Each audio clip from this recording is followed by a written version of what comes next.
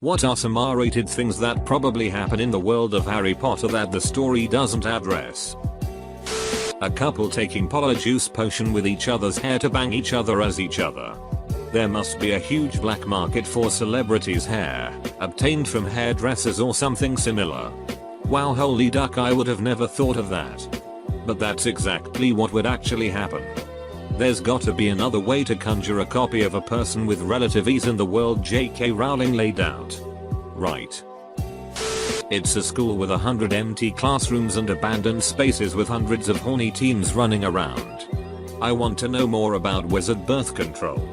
They've gotta have better shit than we do. Not to worry. Pretty sure there's already an old joke about the fetus deletus spell. Someone probably at one point stuck their wand up their owners and used an illumination spell to turn themselves into a jack-o'-lantern. I know I would.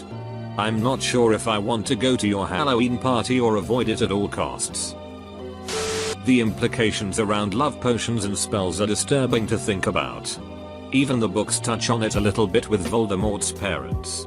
Love potions are more or less the perfect date grape Drew Gus. And yet they are openly and legally sold to teenagers. In fact, I cannot think of a single good use for a love potion. Rowling did not think this through. The imperious curse that removes free will is unforgivable. But the potion that forces you to love someone you normally wouldn't is a-okay? It just takes one asshole witch wizard to get away with a whole lot of sexual assault. Who needs a roofie when you can stun someone and wipe their memory after? My canon is that Lockhart graped loads of kids in Hogwarts and then memory charmed them so they wouldn't remember. I mean, he used Obliviate all the time on the people whose adventures he stole. Why wouldn't he do the same on 11-17-year-old teens?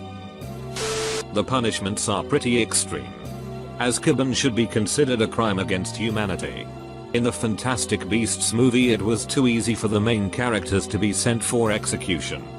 It also bothered me that the executioners were so calm happy helping someone die. Umbridge should not have been able to use a magical hand scarring pen to punish people. Honestly. It feels like the law in that world has no limits. And I'd be scared if I lived somewhere in which that was normal. Wizards witches have probably committed some pretty sick acts because their legal system is shady. For example, they could torture someone as punishment and instantly heal them. Over and over again. Or they can use a spell that forces them to experience their worst nightmares. There could be people who think that a great case could be fixed by erasing the victims and the criminals' memories. And pretending that the whole event never happened. Really attractive witches wizards selling bits of their hair for use with polyjuice potion. But there are also spells to make yourself more attractive. Didn't Hermione do that with her teeth pretty early on? I think Madame Pomfrey was using a spell to shrink her teeth after Malfoy jinxed her and Hermione let them get to a more normal size before telling her to stop. Mad-Eye Moody had an eye that could literally see through people's clothes and he taught in a school with minors. Think about that. I guarantee there is at least one person out there who is addicted to Felix Felicis, the luck potion from Half-Blood Prince. I mean, if it can get you a perfect day. Don't you think there is someone out there who brews that stuff on bulk? Or even a company that just sells that? And uses it every day to try and have a perfect life? Maybe there's a rehab center or a Feliciholics Anonymous for people who are Felix Felicis addicts trying to quit, similar to actual Drew Gus in the Muggle world. What flying on a broomstick for hours on end does to a man's parts that must not be named. I wonder if Quidditch players have special protection for their little chaps. I hope so. For sure. I'm not 100% sure it's canonical. But at some point I came into possession of a real version of Quidditch Through the Ages. I believe it was originally written for some charity thing.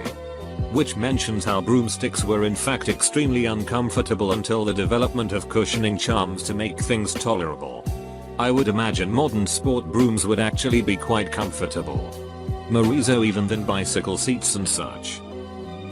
The story of what really happened to Umbridge when she was taken by the centaurs. There's probably a wizarding college somewhere which makes the antics and hijinks in the wizarding high school look very tame. All kinds of date grape spells. Abortion spells. Sobriety spells. drug trip spells, fraternity hazing rituals involving human sacrifice and conjuring demons, etc. Now I'm wondering how a movie through college years in the Harry Potter universe would be. Students hooking up. Doesn't even need to be any magic involved. Maybe someone using their potions or herbology skills to make some wizard drugus. I can see Fred and George doing this. There'd be some wicked wizard acid or something. Magic mushrooms.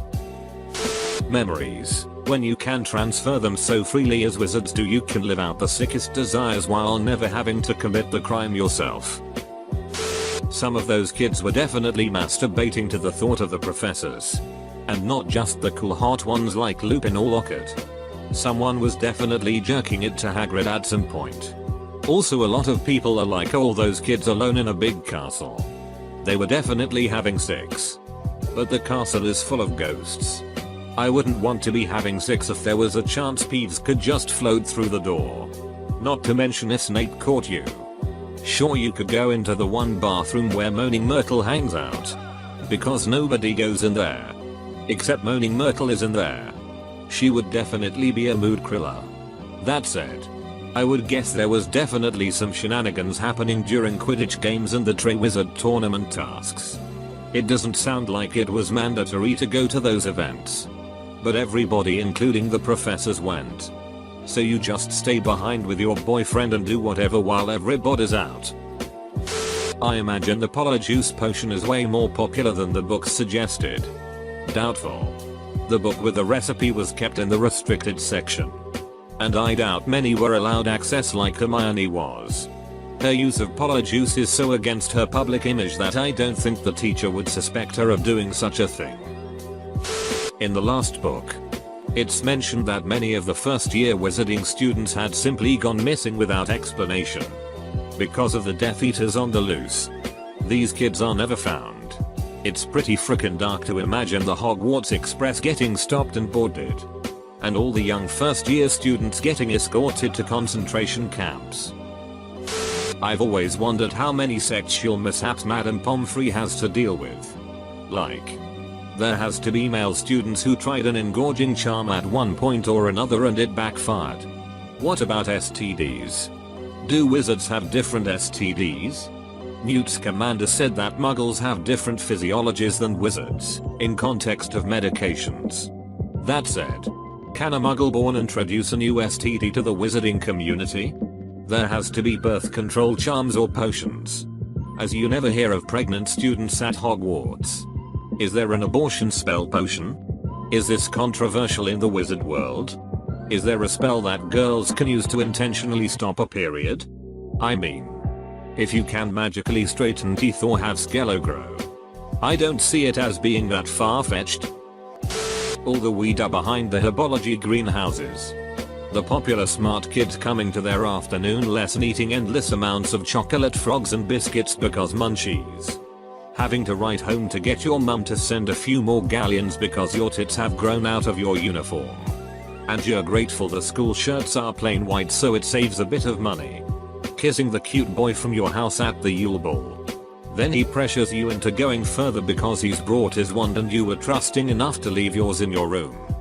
Being constantly terrified of being hit by some spiteful curse from behind because you're the wrong house.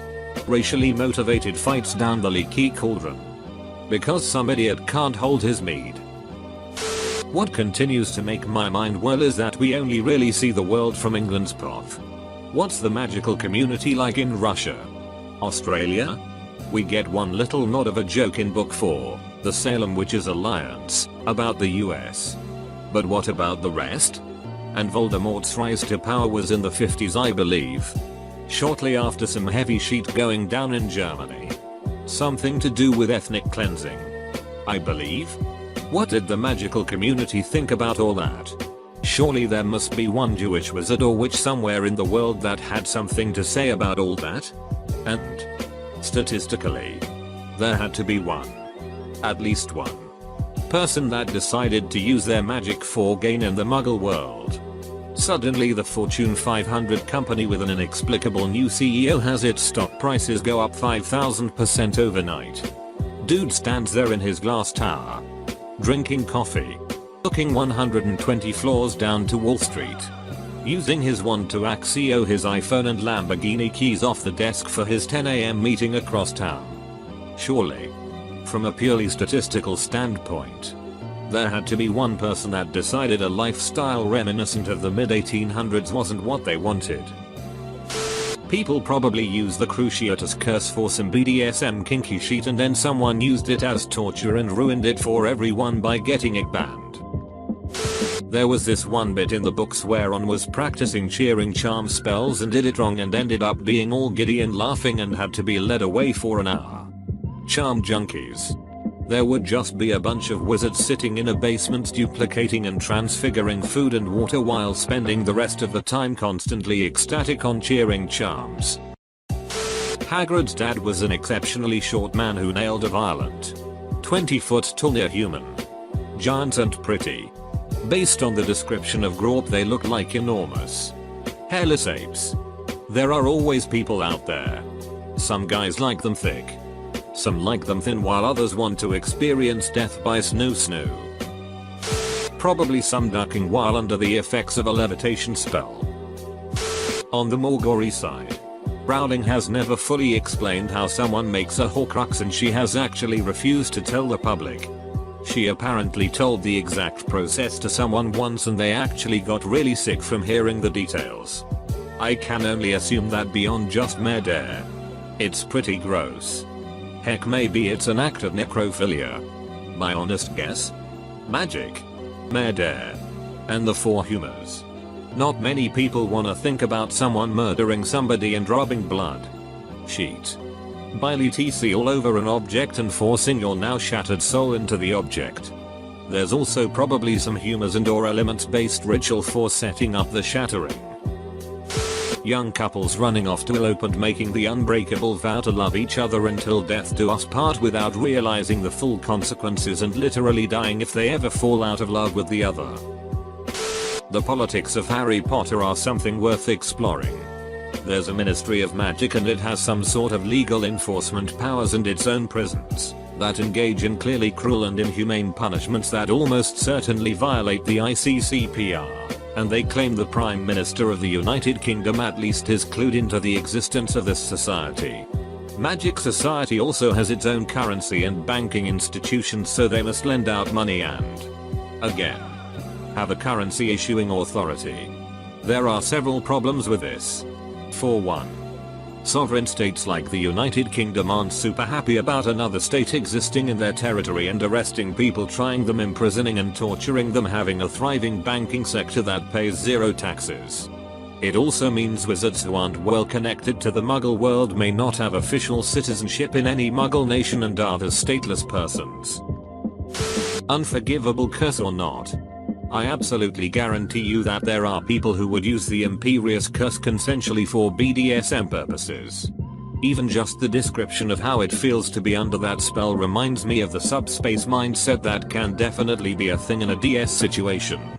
It would probably be pretty hidden. Because unforgivable curse. But I would have no trouble believing it happened. I imagine at least one werewolf woke up the next morning vomiting bone and hair and scraps of night clothes. Then saw that the cage was one charm shy of protecting their loved ones. Then healed themselves. Harry and Hermione spent an awful lot of time in the Deathly Hallows alone. Sleeping together in a tent. And both in very vulnerable emotional places. Spells can make things explode. No doubt a wizard or two has exploded from an accident or in a duel battle. Or like the flying shards of glass from that fight between Dumbledore and Voldemort at the Ministry of Magic. People just cut to pieces and stabbed to death by flying silverware. Butterbeer is only like 2% alcohol, right? Are students smuggling in other types of booze? What's the drinking age for the wizarding world? Surely some of the kids are involved with Drugus too.